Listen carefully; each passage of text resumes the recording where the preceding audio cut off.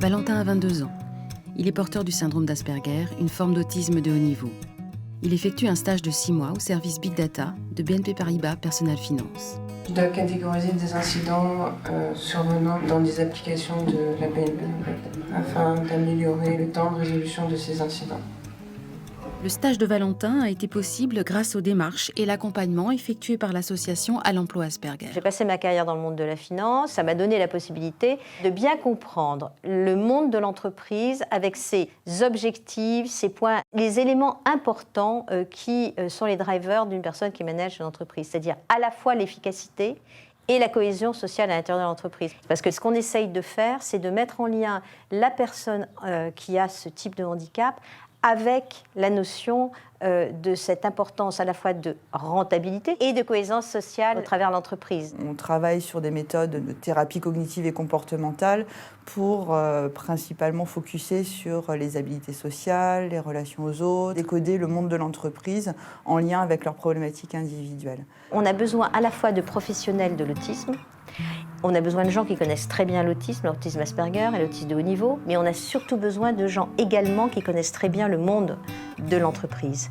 Et c'est, je pense, la force de notre service d'accompagnement, c'est d'avoir cette double vision de la particularité de l'autisme et du besoin de la personne et de la particularité de l'entreprise et de ce que les entreprises attendent comme accompagnement pour que ça puisse marcher. Concernant le monde de l'entreprise, c'est important aussi de leur apporter des éléments de décodage en adressant les ressources humaines et le manager direct.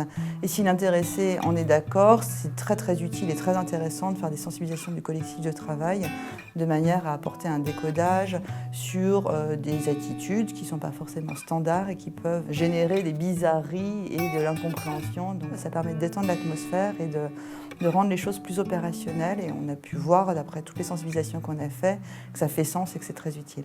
On a été très bien accompagnés par l'association, avec qui on a fait différents rendez-vous, on a accueilli l'équipe, on a accueilli le manager ensemble, et on a pris le temps, et l'association particulièrement, de leur expliquer en quoi consistait ce syndrome, et voilà, quelles pourraient être les différences rencontrées. Une fois que les questions avaient été posées, on a pu avancer sans problème. Sachant qu'en plus, en tant que référente handicap, on a expliqué à l'équipe et au manager que nous, de toute façon, durant toute la durée du stage, on serait présent en cas de questions ou de difficultés. Lorsque sa mère contacte à l'emploi autisme Asperger, Valentin est sur le point d'être déscolarisé, submergé par des difficultés organisationnelles. La frustration engendrée l'a conduit à détruire 7 tablettes et ordinateurs. L'association lui a trouvé un stage et a travaillé avec lui pour le préparer et l'accompagner. Le jeune Asperger que l'on a accompagné, il avait des gros problèmes de communication, une gêne excessive à rentrer en relation avec les autres, à dialoguer, à répondre à des questions. Ses habiletés sociales, sa capacité à rentrer en contact avec les autres, à créer du lien. Les communications téléphoniques étaient impossibles pour lui. Et ça, dans le monde de l'entreprise, ça peut poser problème. Quelqu'un qui a un trouble, difficulté de percevoir un certain nombre de contextes, d'émotions, de situations. Par moments, difficulté à pouvoir travailler sur un open space, ça nous est arrivé. Angoisse lorsque le midi, on ne va pas manger exactement à l'heure prévue. Voilà, des petites choses qui se gomment très rapidement par la cohésion de l'équipe qui était autour de lui aussi, parce que c'est un élément fédérateur. Ça nous a permis aussi de créer une cohésion. Ça, c'est important. C'est des actions très pratico-pratiques que l'on fait dans un accompagnement en thérapie cognitive et comportementale. Donc sur cette période d'accompagnement, de préparation au monde de l'entreprise et au stage, on fait des mises en scène et on rejoue les situations. J'invite le jeune homme à faire comme si j'étais le camarade avec qui il a envie d'aller au cinéma par exemple, comment il va formuler la question. En miroir, je simule plusieurs réponses possibles. Bah oui, avec plaisir. Comment tu imagines les choses? Ou bah non, je ne suis pas disponible ce soir-là. Et on travaille ensemble.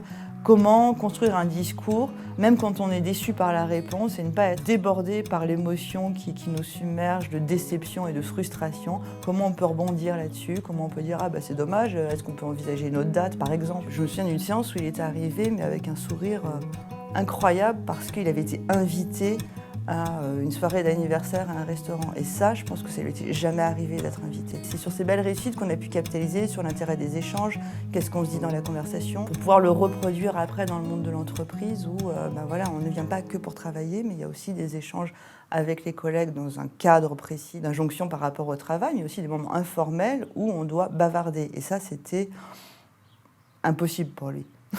On intègre également un tuteur dans ce processus d'intégration.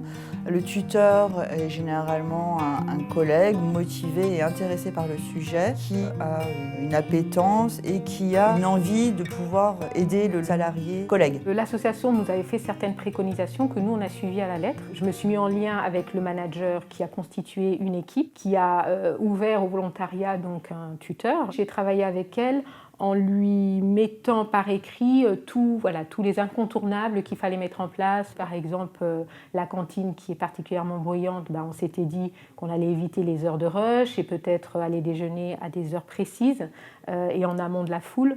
On a fait en sorte qu'il ait un guide en arrivant pour ne pas se perdre dans les couloirs. Moi, j'avais mis en place un point téléphonique avec sa tutrice toutes les semaines avec qui on échangeait pour savoir quelles étaient les éventuelles difficultés qu'elle avait rencontrées, puis qu'elle savait qu'en cas de difficulté, j'allais servir d'interface entre le jeune homme et l'association. Et ce rituel de point téléphonique toutes les semaines a permis à l'équipe de se sentir accompagnée. Donc je pense que ça a beaucoup aidé. Je faisais des comptes rendus réguliers sur l'avancée du stage et du jeune dans l'équipe. Et je vous dis, sur les 6 mois de stage, il n'y a eu aucun couac.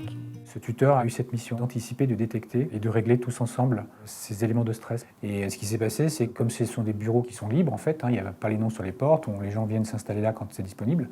Un matin, son bureau a été occupé. Il était un peu en panique. On a essayé de le faire travailler en open space pendant quelques heures. Bon, ça n'a pas fonctionné, il n'était vraiment pas bien. Ce qu'on a fait, c'est qu'on est allé voir les gens qui s'étaient installés là, on leur a gentiment demandé de partir, on leur a expliqué pourquoi. Et 10 minutes après, il avait retrouvé et sa tranquillité et sa place. Et c'est tout à fait gérable. Il n'y a aucun problème à expliquer ça aux collègues. Ce qui serait bien ici, c'est l'exemple que tu m'avais mis au tableau. C'était ça que tu m'avais mis au tableau hier. Ouais, mais tu mets une vraie phrase. Parce que tu mets, je sais pas, je travaille au Data Lab. Ah oui. C'est pas les deux, c'est pas l'inverse. C'est pas débat, puis prédicatif, c'est l'inverse. Donc il y a 3. Ah ben remets-le, tu mettras deux trucs, je dirais. Dans ton tableau, tu mettras 2. Il est toujours en recherche d'explications et surtout de dépassement. C'est-à-dire qu'on lui donne une tâche, alors à valeur ajoutée, parce qu'on est quand même sur des sujets complexes de machine learning. Il cherche et puis ce qu'il veut, c'est arriver au bout. Donc il lâche pas, il demande, il cherche à avoir des réponses à ses questions. Il est tenace. C'est quelqu'un qui cherche vraiment à accomplir sa tâche avec un certain niveau de performance. Oui, en termes de productivité et de performance, ce qu'on a eu en termes de qualité de travail est certainement meilleur que bon nombre de stagiaires. Notre credo, si vous voulez, c'est que notre service a été créé pour mettre en lumière la compétence des personnes Asperger et pour arriver à faire comprendre à l'entreprise qu'il est important qu'elle intègre chez elle cette compétence. C'est-à-dire que nous ne vendons pas un handicap, nous vendons une compétence. Ouais, il est devant moi. Charrie en plus. Parce qu'elle a su s'adapter avec souplesse à sa différence, l'entreprise a pu rendre le handicap de Valentin imperceptible et bénéficier en retour de ses formidables compétences. La valeur ajoutée en fait d'une expérience comme celle-ci, c'est finalement de permettre aux autres, à des directions, à des managers, à des collaborateurs lambda, de se rendre compte que oui, il peut exister un handicap, mais finalement, une fois qu'on a connaissance du handicap, une fois que l'on va à la rencontre du handicap de l'autre, c'est un collaborateur comme un autre, puisqu'on est quand même dans le monde professionnel et que ce qu'on demande avant tout, c'est un collaborateur avec des compétences. Et quand les compétences sont là, même si après il y a certaines différences, du moment qu'on est au courant des différences et qu'on sait les gérer au quotidien, pour moi, il n'y a pas de sujet. Et notre vraie réussite sur cette expérience-là, c'est qu'on est ressorti avec un manager satisfait à 200% du travail effectué, qui finalement s'est rendu compte que c'était possible de le faire.